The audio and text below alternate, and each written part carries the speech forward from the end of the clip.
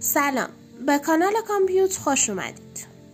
اینجا جاییه که برنامه نویسی، کار با نرم افزارهای کاربردی موبایل، کار با کامپیوتر و هوش مصنوعی های کاربردی رو ساده و لذت بخش یاد میگیرید. چه مبتدی باشید و چه حرفه‌ای، ما برای همه محتوای جذاب و کاربردی داریم. آماده اید که با هم دنیای موبایل و کامپیوتر رو کشف کنیم؟ قراره تو این کانال قدم به قدم کار با کامپیوتر، برنامه نویسی و نرم افزارهای کاربردی موبایل رو یاد بگیریم. بهتون هوش مصنوعی هایی رو معرفی کنم که این کار رو براتون ساده تر و لذت بخش تر کنه.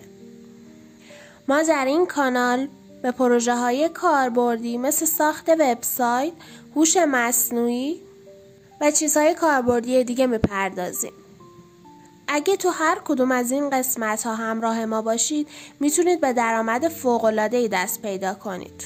تازه علاوه بر آموزش شما نکات و ترفندهایی رو یاد میگیرید که توی پروژه های واقعی خیلی به دردتون میخوره. اما چرا این کانال؟ اول اینکه ما آموزش هامون رو ساده و بدون نیاز به پیش زمینه طراحی کردیم. دوم، شما از همون اول با پروژه های واقعی کار میکنید و در آخر محتوای کانال برای همه سطح مناسبه، چه مبتدی باشید و چه حرفه‌ای. برای اینکه هیچ آموزش رو از دست ندید، همین الان کانال رو سابسکرایب کنید و زنگ اعلام رو بزنید. نظرات شما برای ما خیلی مهمه. توی کامنت ها به همون بگید دوست دارید اولین پروژه‌ای که آموزش میدیم چی باشه. ما اینجاییم که یادگیری برنامه نویسی، کار با برنامه‌های موبایل یا کامپیوتر رو برای شما جذاب و ساده کنیم. منتظر ویدیوهای این هفته باشید.